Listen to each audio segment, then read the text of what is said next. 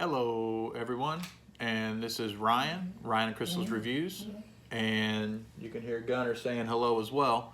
And I don't know if you guys can't really see probably through the glare, but we here in Texas are about 1.5 to 2 inches worth of snow on the ground, something we don't get very often. I mean, being an Illinois boy years ago, we got it a lot. So today we're going to do something a little different. As many of you maybe have figured out by a lot of the shirts I wear and stuff like that, that I like comics, and I'm a comic guy and always have been. Probably first true love has been collecting comics, and this is going to be the first in a long, hopefully a long line of comic pull videos in which I talk about some of the back issues that I've gone and purchased. Some of them will be really good. Some of them will just be kind of middle runs. He just wants to go out and play in the snow. I mean, he's dying to go out and play in the snow. He's been out 3 or 4 times today playing in the snow. Gunner, no, you're not going out anymore, Bubba. It's too cold. It's too cold. Go with Mom. It's too cold. You've been out 2 or 3 times. It's too cold. Okay, so today, this is our first comic pull, number 1. I've got some Captain America comics, and I've got some Avengers comics. And he is not going to stop until I let him out. Go play.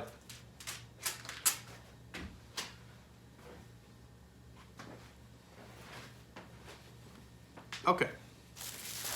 So I've got 2, 4, 6, 8, 10, about 11 comics here that we're going to kind of go over. So the Captain America ones, they're higher issue or higher numbered issues. They're not really anything super low. I've got quite a few of the keys. I've got so it starts. Captain America starts a little funny. So it starts at number 100 because of how they included a lot of the Tales, or no, it wasn't Tales to Astonish. I believe that is the one. Someone's going to correct me in the comments about that. And so that's the numbering's a little weird with them, and so it doesn't really start out as number 1. It starts out as number 100 because they're including the Golden Age Captain America comics, and they're including the runs in between. He made some appearances in I believe it's Tales to Astonish, or actually it's Tales of Suspense because it's with Iron Man. So they included that, and then they started at 100. So, which I have issue 100. A couple of the few keys I have. So I have issue 100. I have First Falcon, and I've got a few others in there. First stuff like that. So a big one right now would be First U.S. Agent, since he's going to be coming out in the Falcon and Winter Soldier TV show. That's going to be less than about a month away. I think it is. I think it's the 3rd week of March. I think it's like the 16th or 16th, 19th, something like that. So our first one today is Captain America 297. So you can see there. So this one says, "Will Bucky die again? Today, Captain America is forced to reenact the most tragic day of his life." So obviously we know that early in the Golden Age, Bucky dies. Well, not early in the Golden Age, but he dies and then comes back as Winter Soldier. Okay, so our next one here is Captain America number 335. This is from November of '87. This is September of '84 was the first issue. So featuring the new Cap in his very first adventure. So you can see there. So I just went to my local comic store, picked up some back issues. These are just kind of what I would call filler issues. There's nothing super special about them. They're not key issues, but they fill in some runs, some holes in the runs that I have. Captain America, I probably have more Captain America comics than I have any other comic. And not just for, actually, let's leave that one. Let's leave that one in the thing. I think we'll do this one. So this is 336. So I had a whole 335, 336. There's a few of them up here. This one is A Search for Steve Rogers. You can see Demolition Man, Falcon, and Nomad on the cover. Just kind of So most of the time, if I do, if I've got some key issues, I put them in my lights, with obviously with backer boards, stuff like that, and then they basically stay in there. I don't really read them because I mean you can go online and find them. I've got plenty of books. If I want to read them, I'll just reread them. But one thing, and I know, so you can just kind of see, you know, it's got good colors to it and everything. But one thing that I do like, and I'm probably kind of weird, I do like the smell of the old paper. I'm not gonna lie. And I know I'm not the only one out there that likes it.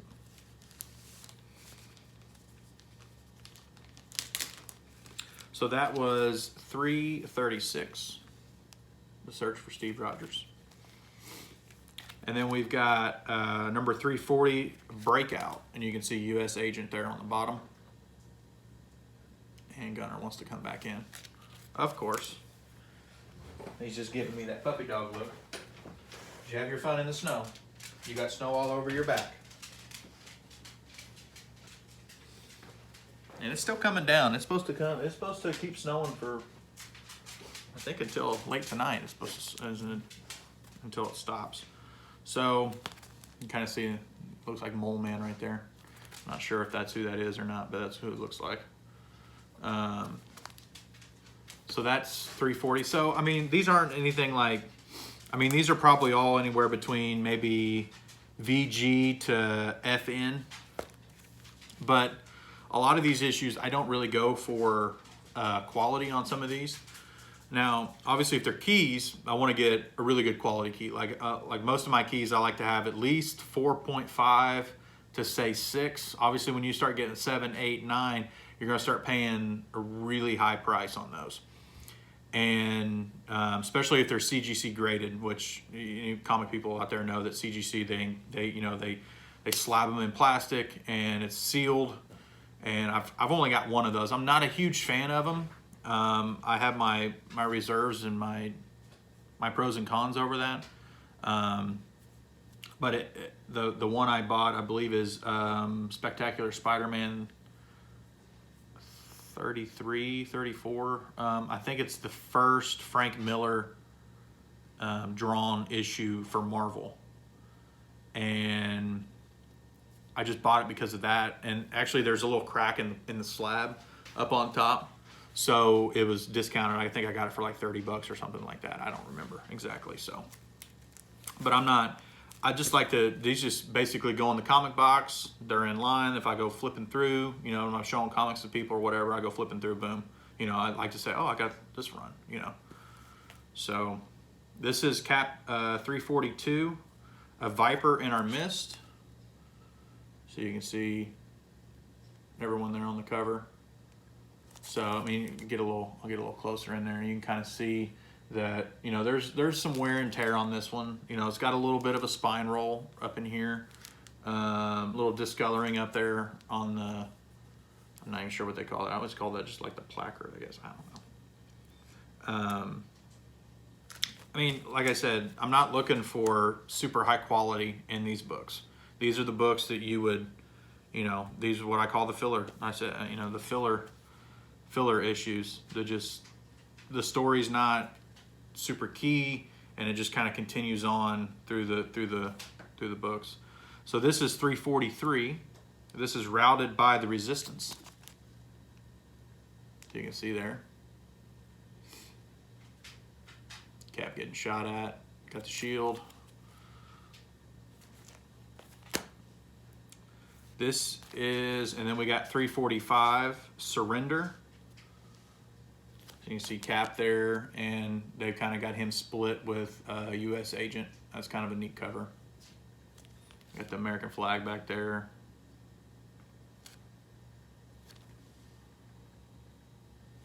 So that's 345.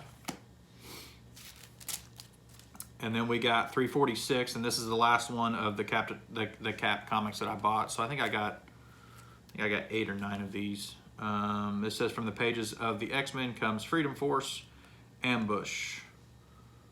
Yeah, so you can see Mystique in the background. Looks like Blob. I can't tell if that's supposed to be Ant-Man under his left foot or not. I'm not sure who that's supposed to be right there. I can't quite tell, but so It's a good book. It's in pretty decent shape. I mean, like I said, this is 1988, October 1988. You know, so those will all go in the cap box. So I got 2, 3, 4, 5, 6, 7, 8 Captain America comics. So now we're gonna flip over the Avengers comics. So I only got 3 Avengers comics. One of them I just kind of lucked into, which finishes a short story, which is a really good story, and it ties into what's going on now. So let's do that. This is 135. I didn't realize that this was actually the reprint.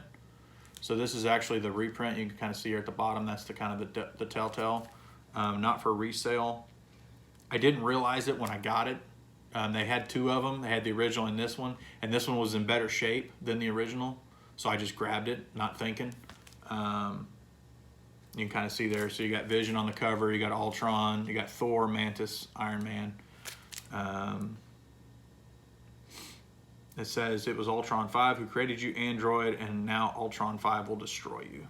Journey through time with Earth's mightiest heroes to learn the shattering secret of Mantis, plus how the Human Torch became the Vision. So this is kind of a, it goes back a little bit. So a little backstory. So Vision kind of came about by the original Human Torch, not Johnny Storm, but the original Human Torch from the Golden Age comics, and Wonder Man, his brain.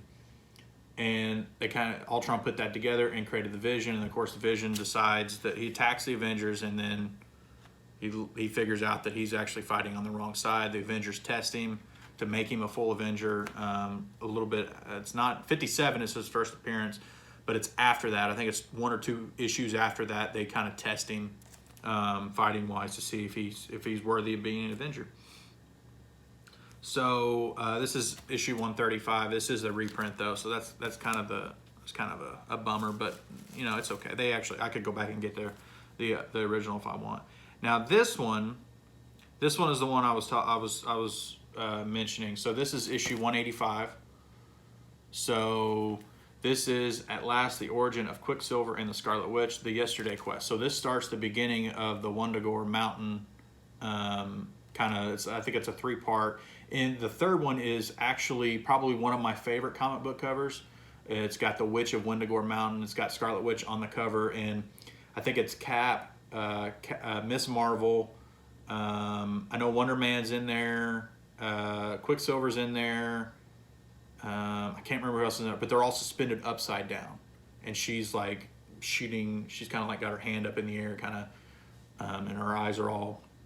They drew them in white, so it looks like she's kind of under a spell. So the reason why this one right now is kind of important is because of what's going on in the TV show WandaVision.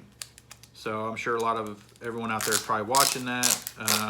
Really enjoying it so far. We've been talking about, Crystal and I, doing reviews because we watch them together, and we'll probably start doing those.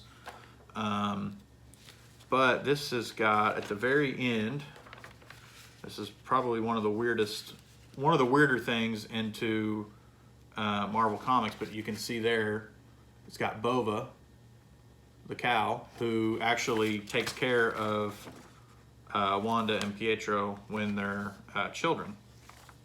You can kind of see she makes an appearance here. I don't think Agatha Harkness makes an appearance in this one. I don't believe she does. But yeah, so you can kind of see. I'll show a couple pages here. Kind of see. I mean, it's in decent shapes. I have 186 and 187. 187 is the cover that I really like. It's one of my favorite covers. Yeah, so you can kind of see right there. Right there, that's Bova taking care. And if you notice in episode 2 of WandaVision, in the beginning, you've probably seen, if you watch like the Easter egg channels or whatever that is, when in the opening credits for it, which is the Bewitched kind of version, Wanda's at the shopping mall, or the grocery store, I should say, and up on the wall there's a picture for Bova milk. That's what it's referring to, is Bova. So that's one thing I really like about the show. They have thrown just jam-packed that thing full of Easter eggs, and it's really cool. Yeah, so you can see just kind of show a few images here. Vision's in here. Miss Marvel's in here. You know, so I mean, it's a really good story. It's been a while since I've read it, but it kind of hashes out their past and kind of her starting to kind of go a little crazy, which we've seen now on the show. She started to go a little nuts. I think she can kind of tell that her perfect world, her Shangri-La, is Pietro said in this last episode, is starting to the walls are starting to get a little closer on her. She's already had to confront Sword outside. I think at the time she thought that everything was fine, she went back in and she put the red hex on the kind of the barrier there, and I think that was to kind of symbolize that no one's really going to get in. And then Vision, of course, escapes, and because he's been since about there's times even in episode 1 where he kind of showed where he wasn't really sure what was going on, and he was kind of skeptical of everything going on. So I love how I hate that we got to wait a week in between episodes, though. I'm sure everyone else does, but I hate that. But I love how each week we're getting just a little more kind of, the picture's kind of coming a little clearer what's going on. It's one good thing I think about shows that have say shorter seasons.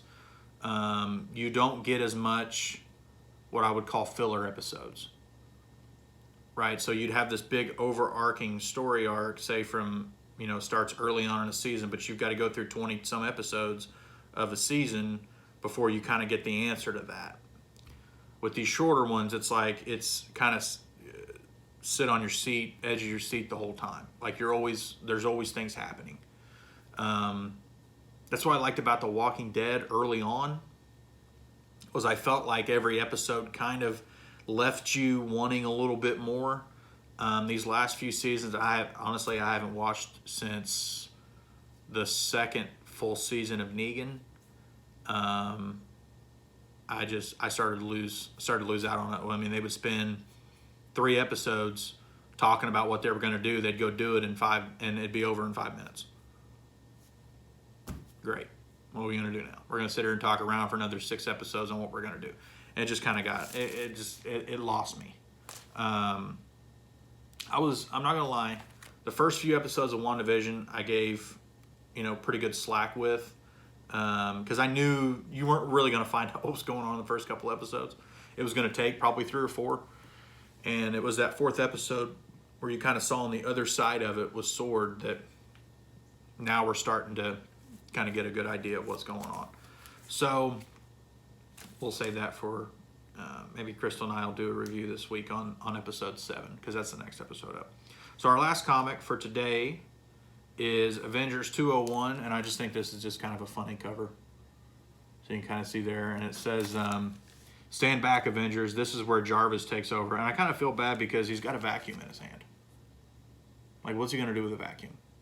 You've got Thor, Iron Man, Vision, Cap, Scarlet Witch. They're all just going to sit on the sidelines while Jarvis takes on the guy with a vacuum. And I know there's more to it than that, but I just think it's a very funny cover. And it says, "But seriously, folks, you'll witness the chilling return of the Avengers' deadliest super foe. We promise this no laughing matter." Oh, I can't forget Beast there. He kind of blended in, but Beast. So if I remember right, I believe everybody's favorite demented robot shows up in this one. Ultron. Which, in my opinion, Ultron, I mean, everyone, Thanos, great. I love Kang the Conqueror. But as far as it goes with really the one villain I think's given them the most problems, I think it's Ultron. Because he never really dies, right? He always just kind of finds a way to come back through the internet, or he takes his subconscious or whatever it is, whatever you want to call it, to something else. So Wonder Man's in this one too. You can kind of see him there in that one right there. So he's in here too. If I remember this story right, I think Hawkeye's in here too. I wish they would have. I wish at some point they would put. Maybe they do that in the Hawkeye show, like they kind of did with Vision and Scarlet Witch and Quicksilver in the Halloween episode. They gave him their traditional Marvel costumes. Maybe they'll do that with Hawkeye, to where he'll have to wear the mask with the big H and the little eye fins.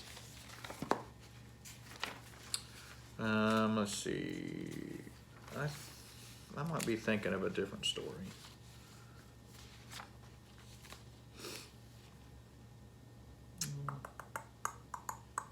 There's Janet too. She's in this one. You see her there. It's one of her later outfits. What I would maybe call her 70s outfit. Yeah, I guess I'm thinking because I don't see Ultron in here. But to me, Ultron's always been one of the foes that they've always had the most problems with, because just when they think they've beat him, he shows back up.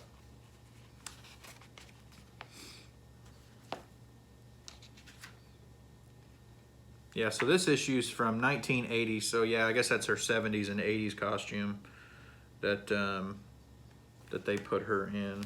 Who drew this one? Let's see. George Perez was pencils. Dan Green was the inks. Jim Shooter was editor-in-chief at the time. Yeah, this is definitely George Perez style. Really like his style. I mean, even, really good. Always enjoy seeing his work. All right, so that was, I think there's 11 books here, if I'm right. So I had 3 Avengers books. 1, 2, 3, 4, 5, 6, 7, 8, 9, 10, 11. So 3 Avengers books, 8 Captain America books. So this is our first video for comic pulls. This will be comic pull number 1.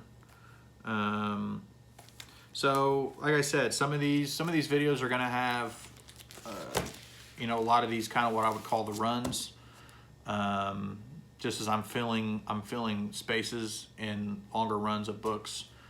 And then I'll pick up a couple keys from here and there if I don't have them already. So I appreciate y'all watching. Please like and subscribe, and everyone try to stay warm, stay out of the snow, don't be driving, stay home. So we'll see you next time.